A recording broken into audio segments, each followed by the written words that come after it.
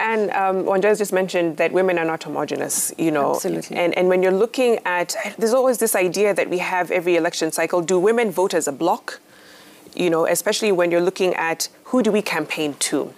And I know that you had a campaign that started last year, Vote Adada campaign. Yes. And what that seeks to do, who are you speaking to, and why are you pushing this agenda now?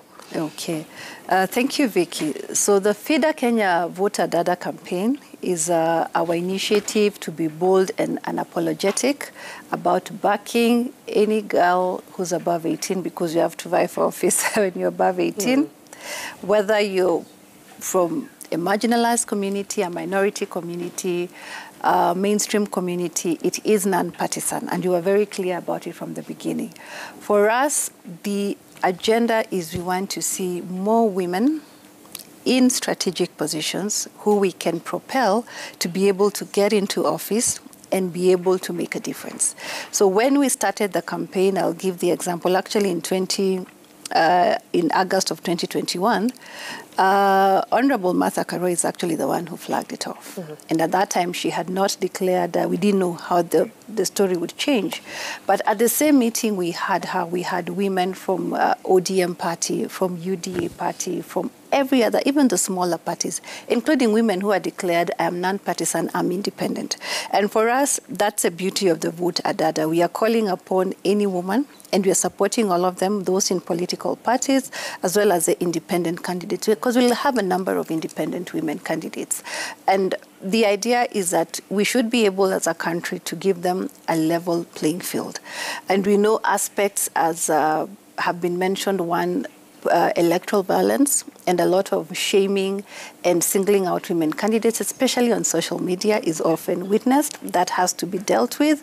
We have questions of money, and so we were able then to even speak to political parties, the IBC, to see how they can give women who we know historically have more challenges to be able to have a more level playing field.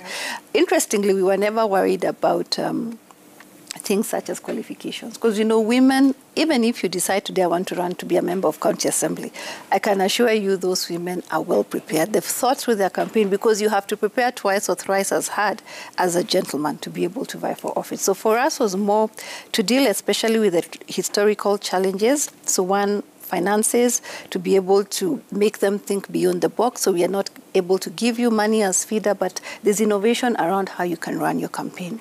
Two, compliance. We know the ORPP, the IBC have very stringent guidelines and regulations, so debunking this to them. Then getting closer to the nominations, the question of electoral dispute resolution. We know usually that's very complex, both at the nomination stage and at the election stage. We'll have a number of petitions, so we were able to reach out to pro bono lawyers who we have trained, who are able to specifically give election dispute resolution assistance to women who need the same.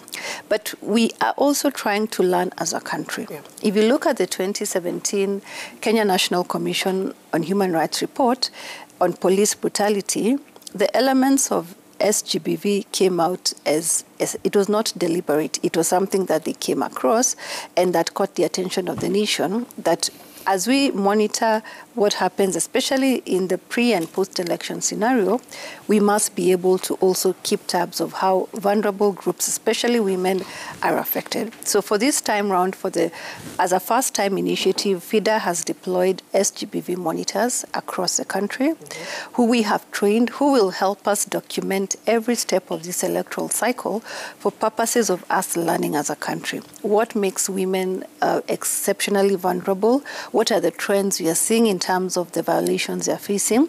So with the 100 monitors we have right now, as part of the campaign, we are hoping that come September, we are able to give the country a report that is comprehensive, that speaks to what we have seen for purposes of learning, remembering that Victoria elections is a cycle. Yeah, so we are hoping that through the capacity building, the provision of legal assistance, and the monitoring, collectively, the Vote Adada campaign, we hope that we'll be able to have good lessons, to have more numbers. And from what we are seeing, we are very confident. If we are able to have clear, credible elections. The IBC is able to do what it needs to do at this last stage of the home stretch, to be able to have clear provision of how voting should be done, civic education.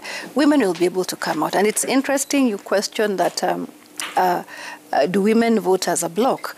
I think for us, the rallying call has been, if a lady offers herself for office, really question what has she been able to do. We are also pushing at the end of the day for leaders. It's not just men or women, it's credible leaders, leaders of integrity, leaders with a track record. So be able to assess this woman, don't dismiss her or don't just give her the vote because she's a woman.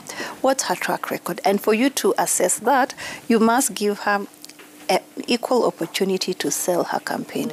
And that's where for us we really celebrate, and has been mentioned, women campaign differently. And actually that is more qualitative campaigning, because a woman knows she might not score much with the large crowds. It's also very hostile, but she'll sit down with smaller groups, the town hall sessions, be able to understand what are the complexities of that society. What do both men and women want? What are the questions of security, infrastructure? And that translates in better leadership. Women have been at the forefront, for example, in gender-responsive budgeting. We have spoken to women and communities. When the budgets are brought to us, what do we need to look for? And how do we hold to account those who are tasked with the finances to see, you said you'll build this cattle dip, you'll sink a borehole in this corner of the county, you'll build better roads. Has this translated? How much money was spent? Because sadly for us as a country, most of the time, Victoria, we focus at the national level, forgetting that the person who influences you the most starts with your member of county assembly, your member of parliament, and your governor in place. So we need to have more investment at that level. And even as we get into the last 50 or something days to the election, let's not just focus on the presidential elections. There's more that will affect us as a country. And the more we have better quality leaders, starting at the very basic level, the better we'll be able to hold to account, even those who will be at the highest office. And I think the ground has shifted.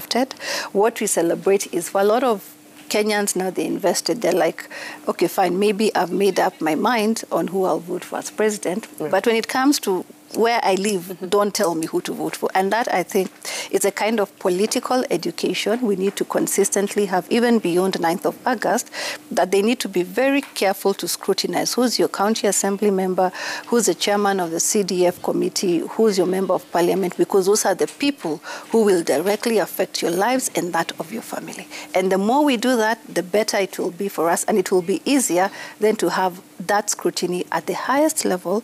Even if you're a popular candidate as a president, you still have to account to us as a nation what you've been able to do for us.